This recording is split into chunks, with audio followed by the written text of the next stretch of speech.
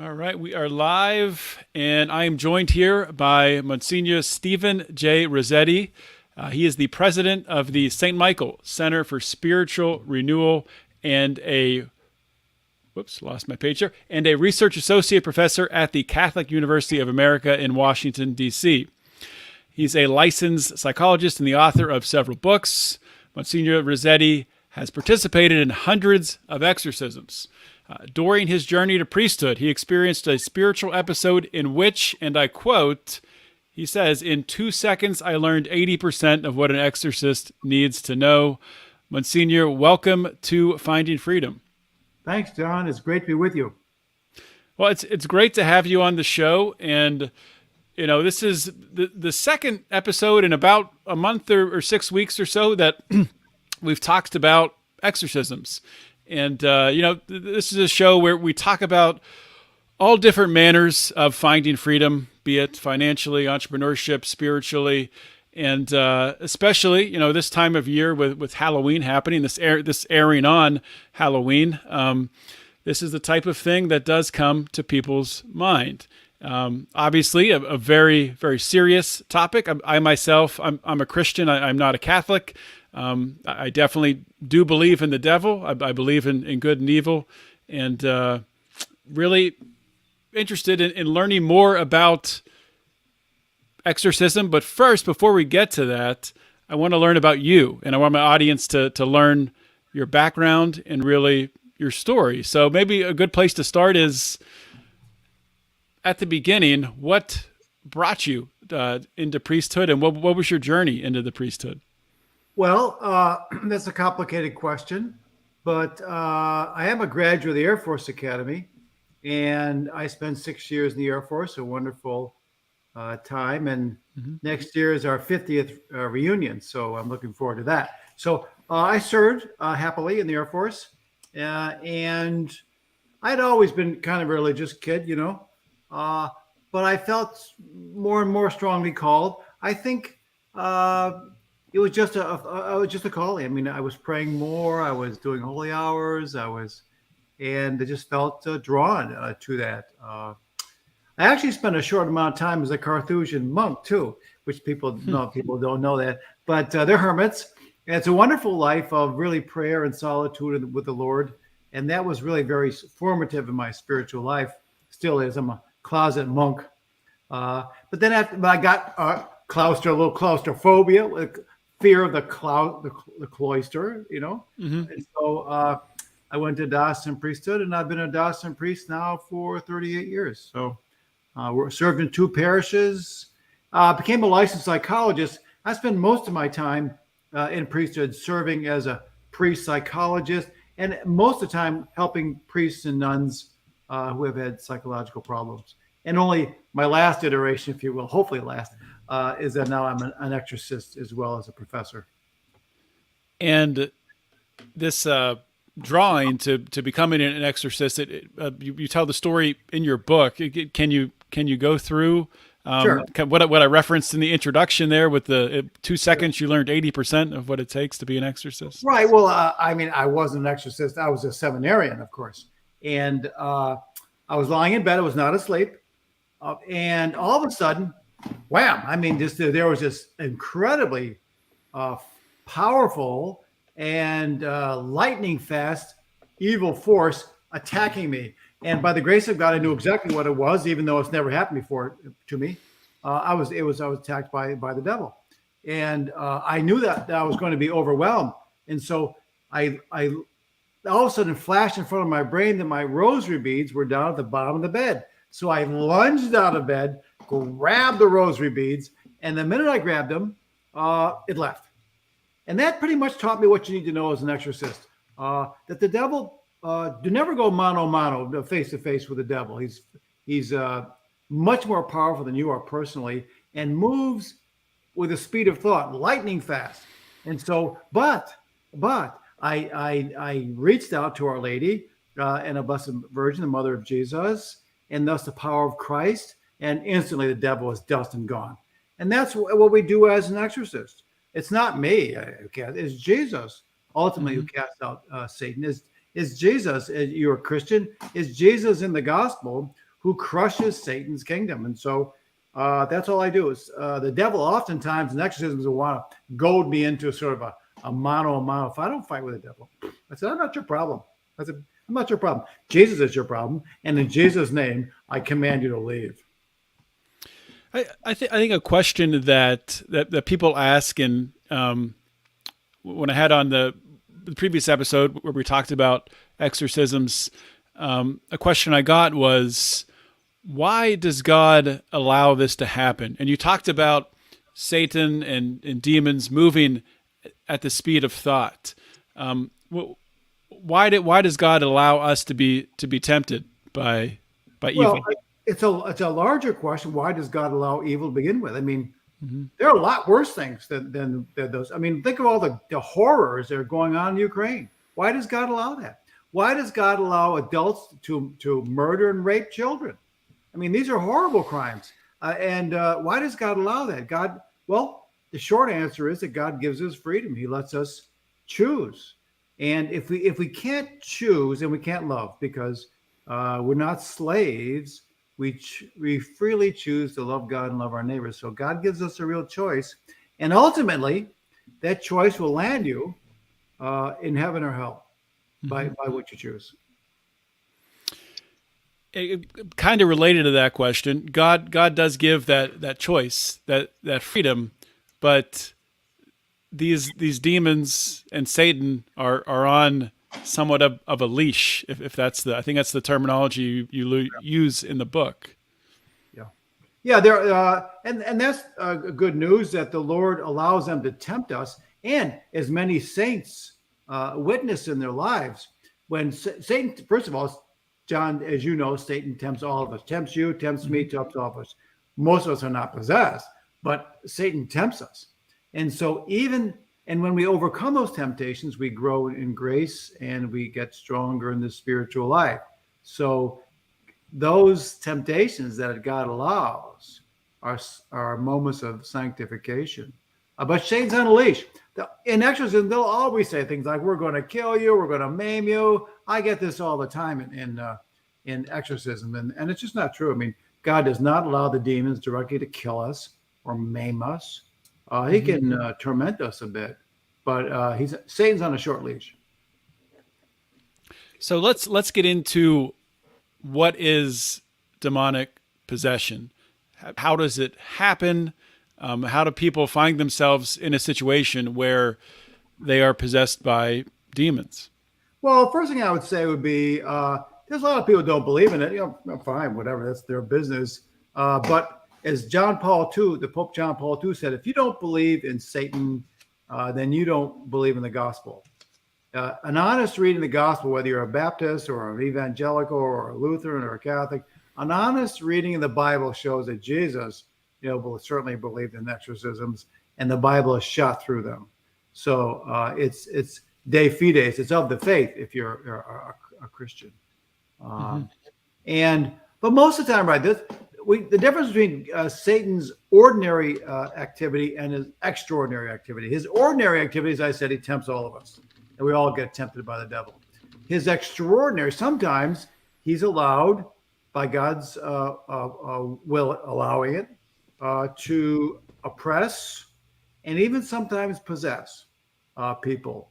Now, he doesn't control their wills, but he can control their bodies and jerk them around emotionally as well. So typically, when that happens, I tell this somewhat ironically to people. I say, look, I've got a 3-step process. You want to get possessed? I give you a 3-step process getting possessed. Works every time. Number 1, stop practicing the faith. Our Christian faith, as Ephesians 6 tells us, is our shield. God is our shield. Christ is our truth. Christ is our sword. So when you stop practicing the faith, you take off your armor. So stop practicing the faith. Number 2, if you want to get possessed, start committing serious sins. That creates a wound and starts creating some vulnerabilities. And then step 3, if you want to get possessed, start doing occult stuff, practicing witchcraft, practicing magic. There's this Halloween stuff we're talking about. You start practicing witchcraft, magic, and you keep it up. You keep it up for a while, and eventually you're going to have a problem. So the types of people that, or I should say, those who come to you for help, who are possessed, is this something you talked about, the 3-step process? Is this something that, maybe they've been living a life for a long time like this, or is this something that can happen rather quickly? Well, I mean, yeah, this is not a mathematical. I would say there are two basic things. People can get possessed by what they did themselves, Hmm. or sadly, people can get possessed by what was done to them and not their own fault, which again seems unfair, but people do bad things to kids all the time. It's not their fault. And for example, we have a young woman we're praying over right now. Her father was a Satanist, her mother was a witch. They dedicated her to Satan. Now, the good news is Wow. she rejects it, but she's possessed. I mean, they gave her to Satan, and but now Christ claims her. She's in the process of getting freed. So it can be possession can be results of their own weaknesses and sins, or it can be something that was done to them. So I think when people think about possession, they think about the movie The Exorcist. They think about the image of that girl, sitting straight up in bed and making those noises. Are these the types of characteristics that you see in a person who is possessed? What are some of you know the most crazy things, for lack of a better term, that you've seen, or anyone that you can share, I guess I should say, that you've come across that really made you open your eyes? Well, The Exorcist, the movie in the '70s, was actually based on a real case. And the notes of the Jesuit who did the exorcism are available now in a book. I bought a couple copies of the book, and it's a great reading it for an exorcist because you see his notes and exactly what Hmm. happened. And you say, "Oh yeah, I've seen that. I've seen that." It was a classic case of possession, and the kid was using a Ouija as a young lad, and the kid was using a Ouija board for months. He got possessed, of course he did. And the good news was he was liberated by the grace of God. St. Michael, the archangel, showed up and liberated him. Uh, and he went on to live a happy life, a holy life. He just died a few years ago. So he lived a good life, and he's gone. But yeah, I mean, it's based on a real case. Now, I've actually never seen the movie. I don't need to. I get too much of it. I don't need to see the movie. And I know this. I see little snippets of it, Hmm. and I mean, there's some Hollywood stuff. People's heads don't spin around. Right. And I think the priest supposedly died at the end of the movie. The priest who did it didn't die. He lived a long life. So I was recently told that one diocese doesn't want to have an exorcist because they're afraid that the priest might die. And I said, that's nonsense. That's from the movie. Jesus protects us. Satan's It, it, always threatening me. I is just it is it common for sorry to interrupt, but is yeah, it common for most dioceses to have their own exorcist? supposed to. The Holy Yeah. Father said every diocese in the world is supposed to have one. I would say in this country, slightly more than half have one. But some don't, and frankly, it's creating a problem for the rest of us because people from their dioceses are calling us. Hmm. So I wish the bishops would all appoint and train an exorcist. So there's different degrees of demonic possession, right? You talk Yeah. about in the book. There's weak and there's strong. There's being possessed by, I guess, sub levels of demons, and then there's the if getting possessed by Lucifer himself, right? Right. So can you kind of talk through how that works? Because that's hard to even comprehend, honestly. Well, first of all, understand the angelic world. Angels are in a hierarchy. There's 9 choirs of angels, and the highest angel is more stronger and more powerful than Hmm. the weakest one. Now they're all beautiful spiritual beings and live in the Lord's presence, but there is a hierarchy among them, and they kept that hierarchy when they fell and went to hell. So Lucifer is in charge of them of hell, and he has a bunch of lieutenants, Beelzebub and Baal and Baphomet and all those, the cast of characters, and it goes all the way down to the lesser ones. And so, some people have varying degrees of demons. I remember one case, I commanded them to tell me how many demons were there, and they said, "Well, Rossetti." They'll call him Rossetti. Rossetti said, "There's too many of us, and we're too deep." There were about 800. I think there's 840 or something in that case, but they all went eventually, of course. But there are varying levels. Some people possessed by more demons, some less, some higher demons, lower. So sure, the cases are all different. In today's world, people throw around the term evil. Speaking of wars, speaking of different terrible acts that happen that we see in the news, people being murdered, raped, all these different things.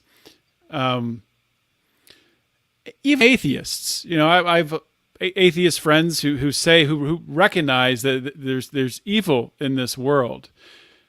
And I'm just curious, when you hear, this kind of is pivoting off of exorcisms for a little bit, but kind of related, I think. Just jumped in front of mine, so I figured I'd ask you. Don't often get a conversation with a priest. So how do you address someone like that, if you come across someone like that recognizes evil, but they're not a Christian and they don't recognize the opposite to evil? They don't recognize Jesus. They don't recognize the truth. Well, that's interesting because today you find a lot of people who either don't believe in God or kind of agnostic, but they believe in the devil. I was exercising one woman who was not a Christian, but we did do a successful exorcism over her. And I told her, we're going to exorcise you in the name of Jesus. She did fine, but she didn't really, believe in him, frankly. But she knew she had demons. I mean, but she didn't believe in God. And I'm really?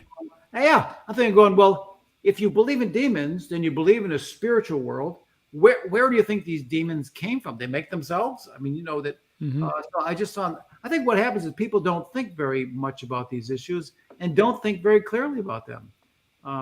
We have a lot. I mean, I was exercising. We have one woman we're exercising right now who was a Catholic and a Christian, fell away, started practicing on a pagan religion, and we're going, what? You went from worshiping the one God to worshiping a whole panoply of pagan demons, all these pagan gods. Heaven full of a whole bunch of warring, but they gave that up 2,000 years ago with the Greek and Roman gods, and now you're falling back into it. I mean, it just, as the French would say, incroyable, unbelievable. It just makes no sense. Yeah. So that case you were talking about with the woman who is an atheist and believed in demons and being possessed and understood she was possessed, I assume, but didn't believe in God. Are you able to exorcise the demons through the name of Jesus if the person is an atheist and not accepting of God? That always first of all, the demons will leave when God tells them, when God's in charge. So I think he was particularly generous to this woman. I think through this, he was calling her to be a believer. I think she kind of was thinking about it. I think that this experience, of course, kind of opened her eyes a bit.